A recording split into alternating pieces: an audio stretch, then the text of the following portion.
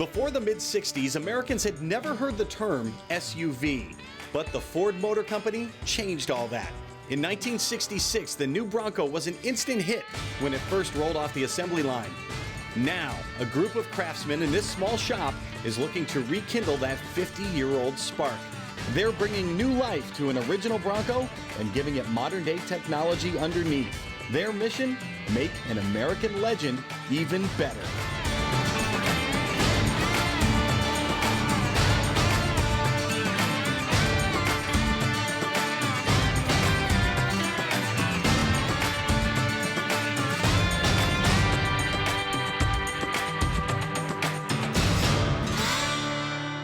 Welcome to Tulsa, Oklahoma. Now the gang here at Brand New Muscle Car can see the light at the end of the tunnel. From the bodywork to the paint to the mechanical systems, all the major work on this Bronco is finished.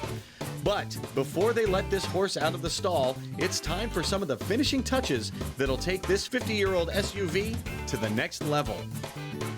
In our last episode, we saw the staff install a modern interior, but with a timeless look. In keeping with that vintage theme, the team finished the floor like a classic pickup truck. They hand-cut and stained the pine boards. Then automotive clear coat gave it an extra layer of protection. Metal battens painted black, courtesy of the paint shop, and put together with fasteners from Henry's and Raybuck. Not too shabby for a little shop in Tulsa. A lot of times we say, Tulsa made, Tulsa proud. We're also very proud to be from Oklahoma. And one of the partners on this build is a place called Kicker Audio. And they're right down the street in Stillwater, Oklahoma. And they're really great speaker people, award-winning speaker designs. And so they're gonna come in and do the amps and the subs and the speakers. And a lot of our builds don't have fancy sound systems, but this particular customer wanted one. I think it's great. I'm a big audiophile. I love that kind of stuff. So I can't wait to see what they come up with, because unlike a lot of cars, this car is a permanent convertible. It's a roadster. So it's open, it's gonna be moving, it's gonna be noisy. And one of the many things that Kicker does well is marine audio. So they're used to doing outdoor speakers, waterproof speakers, open, no top, open top. And so I can't wait to see what they come up with. I'm really excited about it. Kicker got its start in 1973 in Stillwater, Oklahoma. The mission then was to make high-quality loudspeakers for PA systems. A friend asked if the company could design a sound system for his truck, and in just a couple of years, Kicker was a leader in the world of car audio.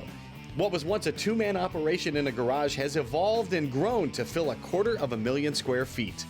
Our big categories are, of course, still car audio, mobile audio. Well, now we got you covered out on the lake in your boat. Now, our marine gear is phenomenal. And then we've also got our lifestyle gear now. We're now in for your home. We've got Bluetooth speakers and earbuds and headphones. We've gotten into the OE industry as well in Detroit and other car manufacturers. And then we do a lot of things also in the world of the side-by-sides, which is a very popular category now. Kicker's the muscle car of car audio. We're that meat and potatoes, get the job done, solid. It's gonna work for you every day. It's gonna pound, it's gonna give you a lot of enjoyment. And again, we wanna deliver great product that has a great sound, very fair value, with great service, and we've got a wonderful team of people we think that do that. We have one of, well, obviously we think the best, and we also have one of the biggest R&D staffs in the industry here. So all our acoustic engineers, electric engineers, et cetera, are here. Nobody needs our stuff, come on, let's be honest. It all comes down to music, right? It's reproducing music which is so personal and can hit so deep. When you hear in a way you maybe not have heard it before, with that quality and power of what we can give, that's behind our product. And that's what I'm really proud of. What we're doing is bringing joy to somebody, and I love that. This system will no doubt make the Broncos owner very happy. Since this is a roadster, the stereo had to be waterproof. Kicker provided a 900-watt marine stereo, and to make sure the music can be heard over the roar of the Coyote motor, an amplifier powers 6 speakers and 2 10-inch subwoofers. And with that, the interior on this classic Bronco is nearly finished. Obviously on this Bronco, to me, there's kind of 3 focal points. The exterior, the look of it, the great wheels and tires the customer picked. The engine, the drivetrain is very impressive. You pop the hood, hey, it's a new Coyote. That's unusual for an old Bronco. That's really cool. That's the new Ford motor. And then boom, interior. It's the hardwoods, it's the leather, it's the stereo, it's the custom dash. with the gauges. If you think about it, we probably put more time in this interior than on any build we've done, and I'm okay with that. You know, you see it, you walk up, you look under the hood, boom. You spend the rest of your day looking at the interior. That's where they're gonna live, so to speak, when they're driving. And I think it looks great. I second that. This Bronco looks terrific, but it's not finished yet. When we return, the brand new muscle car gang sets out to make this black beauty look even better. And we get an insider's look at the most famous Bronco of all time. Brand new muscle car classic Bronco is brought to you by Raybuck Auto Body Parts, providing quality restoration parts since 1985. Kicker Performance Audio, living loud. And by Tom's Bronco Parts, the largest inventory around of 66 to 77 Ford Bronco parts and accessories. Welcome back to Tulsa, Oklahoma. You've heard it over and over again. This is a city that was built on hard work, and that's how the brand new muscle car team has built their reputation. Everyone here has a ton of experience with classic cars and trucks of all kinds, including what might be the holy grail of muscle cars. This is one of my favorite projects here. You might recognize it as 6.9 Camaro, but if you look closer, this is a real Yenko. This is a one-owner 1969 Yenko Camaro. It's one of 3 that were ever gold and white. It's one of 2 that's in the Yenko Club nationally that's still owned by the same original owner. It's very rare, came from Connecticut. They saw the show, they called us, they said, you have to restore our car, and we were honored to do it. It's a whole different persona back in the day. If you had a Yenko Camaro, you were the top dog around, you know, or a Yenko Nova, or any of the Yenkos. I mean, that was just a big deal back in the day. I mean, that's what we do this for, is working on these old classic cars that nobody sees. Let's get them back out there so people can see them and enjoy them and see what the people in the 60s and 70s actually drove. The original plan of the car was to put an engine back in it that was more like the original, because the original engine had been blown up at one point in time and stuff. So we were going to repaint a few parts on the front that had been chipped and scratched and freshen up the engine and the engine compartment. Once I started tearing into it, we found a few more issues with rust in a couple spots and everything, and now I believe the owner's plan is to do a full-on restoration on this car because it is so important. When we start on these cars, you tell the customers it's an estimate. It's not a set price because we don't know what we're going to get into until we actually tear into the car and tear it apart. Most of them understand because most of the customers that we have are car people. Some of them probably get upset because their baby didn't look as bad as it actually was. I mean, I told my brother-in-law when he was looking for a car back in the day, don't buy a car that has a quarter-size rust hole and pay premium dollar for it because it looks so good, when you could buy the car down the road that has a foot-size rust hole and you could buy it for a quarter of the price. It's probably going to cost the same to restore either one of them. Well, our beautiful Bronco is almost done. We can see the light at the end of the tunnel, but there's a lot left to do. We got to do some cleaning, some buffing. We got to put the hood on, the emblems on, the mirrors. At this point, the boys are like ants on a candy bar because the customer's going to be here real soon. Don't nobody go, whoa, or anything like that. Oh, you screwed it up. We are ready to go, right? Yes, it's there. To me, this first generation Bronco is the best one that they've ever made. Right. Be careful. Whoa! Whoa, that's not where that needs to go. Hey, not there. The square lines of it and what you can do to it and just the way that it looks. Take the top off, you take the doors off, it's kind of like a Jeep, but not. Of course, I think it looks better than the Jeeps myself, but they're just hard to find for one because everybody wants one. I just love the way they look. All right, now let's put the bumpers on. Let's do it. Today, gentlemen, we're on a time schedule. Really? Deadlines. It's there, but it's at an angle. Yeah, we knew that might be a problem. We might have to pull that off and waller that hole out a little bit up on the... Yep, there it goes. There it goes. What's cool about this one is that, for one, it's never going to have a top on it. We're shaving the doors, so it's not going to have the typical frame around the doors for the glass, so it's never going to have that. So it's going to be a convertible all of its life. I got a feeling that was way harder than what it should have been. Guess what? Still got one more to do. I just like the whole look of just the meanness of it being a four-wheel drive. I mean, I like four-wheel drives better than I do cars. So as far as what we're doing to this one, I wouldn't want to do it any other way. There we go. Okay. All right, what we're doing now is we're going to go ahead and install the VIN, the vehicle identification number. This is actually the original VIN for this truck that Ford issued back in 1966.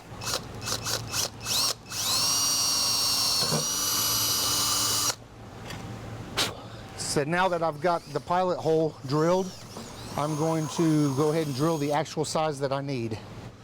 My wife's first vehicle was a '79 Bronco. My wife wants me to build one of these. Of course, you know, she knows me and probably knows that it won't happen anytime soon, but she wants one. So trust me, you need to put down that remote. We promised you the most famous Bronco in the world, and that is coming up next. Learn more about the Ford Bronco story in Todd Zerker's new book. Get your copy of Ford Bronco, a history of Ford's legendary 4x4 at cartechbooks.com and at popular retailers in-store and online.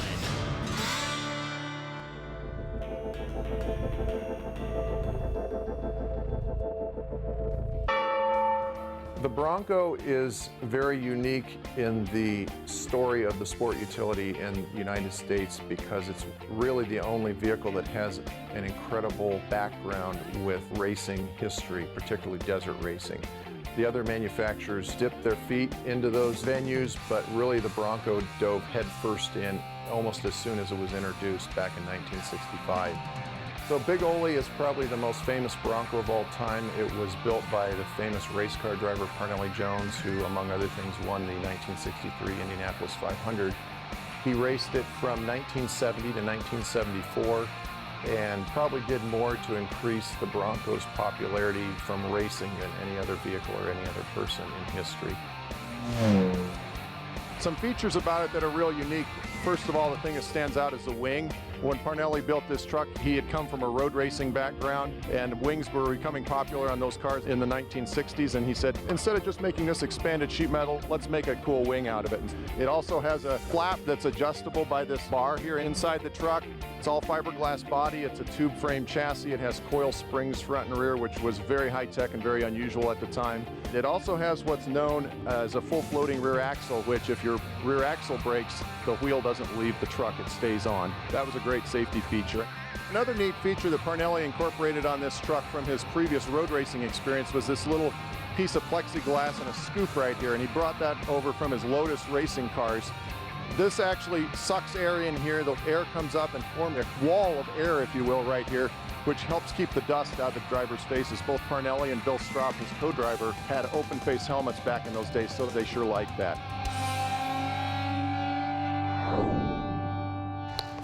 All right, now I'm gonna get ready to start buffing the hood. One of the things that you really can't help is any dirt or particles getting in the paint. We've got to knock it down. This one actually came out really good. I've got a couple of pieces of trash that I'm noticing right here. There's another one there. I'm just gonna wet it down real good. When you're using the wet dry paper, you just really want to keep it nice and wet. For a show finish, what we always do is we 1,000 grit, then we step down to 1,200, then we go to 1,500, then we go to 3,000. For this right now, I'm gonna just kind of demonstrate what we do, how and what I'm looking for, and then we'll go from there and see kind of what we come up with. And a lot of the time, when you spray clear out of the gun, it just has like an orange peely look to it. This one, we're not gonna knock down just completely flat. So you can see where I've sanded real good right here. And then whenever you run onto a good, what we call a dirt nib, you can really see it when you haven't sanded it all the way. So like here, I've got a dirt nib there, I've got something there. This is where you can find all your little imperfections. And up here, see how I've got it nice and flat and smooth? That's really good there. So what I'll do is I'll just come back into this area and I'll continue to work this, and then we'll go over the top of it with a buffer and get it to polish back out to shiny. So I've got this spot sanded out like I want it. It's real flat, real nice, right where I want it. So now what I'm gonna do is I'm gonna take the 3M compound with the wool pad. I'll knock my heavy sand scratches down. Then I will come back over the top of it with the orbital buffer to kind of polish it out. I've got the middle of it nice and buffed out, clean. But right here on the edges, if I don't get those buffed out clean, no matter how much more I do to the outside, I'll never get those out if I don't do that with the wool right away. I don't want to get too hard and heavy on those edges or tip my buffer over those edges because you'll burn through an edge. Here we are 24 hours before the customer gets here. Last thing I want to do is have to repaint this hood and do it all over again. All right, I'm done. That looks awesome. What the world? Missed the spot. We're not finished yet. Still more to come from Oklahoma. This Bronco's exterior gets some final touches. And we round up another famous Bronco in our Bronco Corral. Keep it right here. Brand new muscle car classic Bronco is brought to you by Wild Horses 4x4. Isn't it time you answered the call of the wild? Rhino Hitch, the most versatile adjustable hitch on the market. And by No Limit Engineering. We build them, we test them, and we drive them.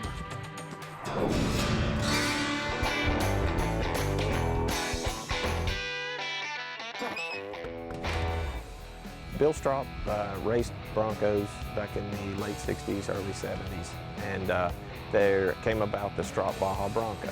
1971 to 1975, there were around supposedly 650 of these made, this being one of the first ones. They had some unique features, automatic, which was not available on a Bronco until 73. 71 and 72 Broncos came with a Stroppe adapter, which adapted the transmission and transfer case to an automatic.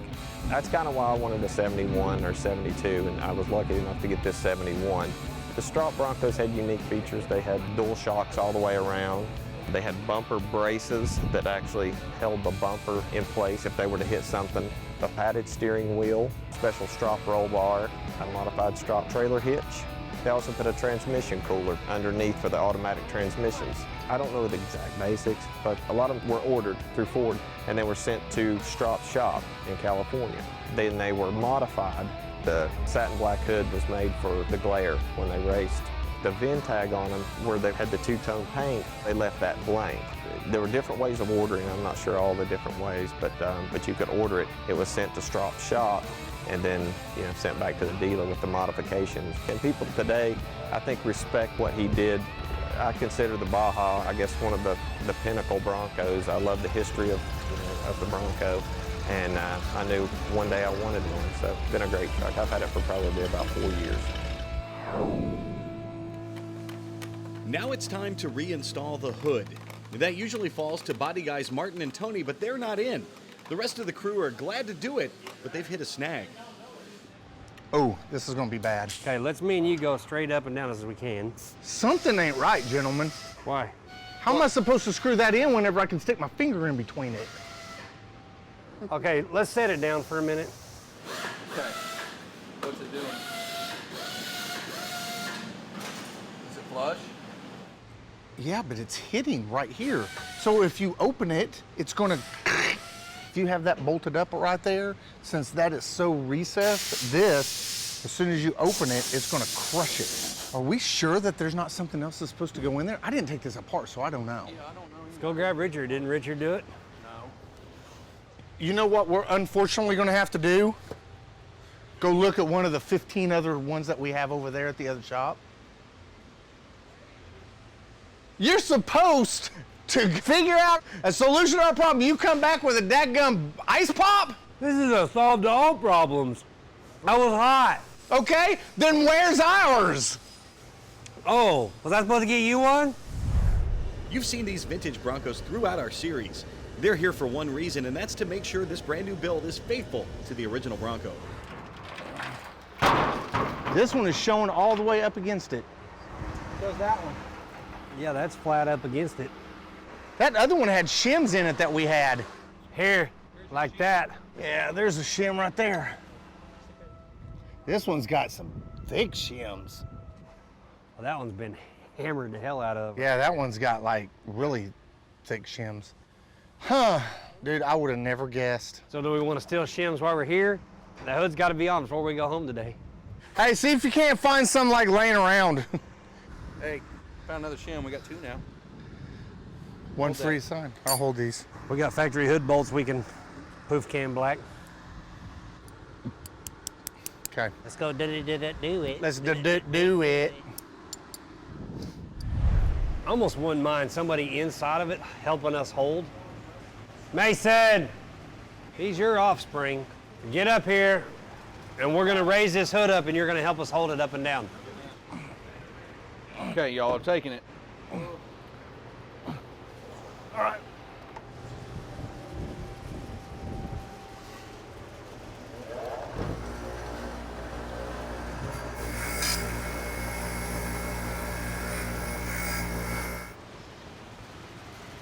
Drop the hood. Let's see if I can shove that down in there. Okay, hold on.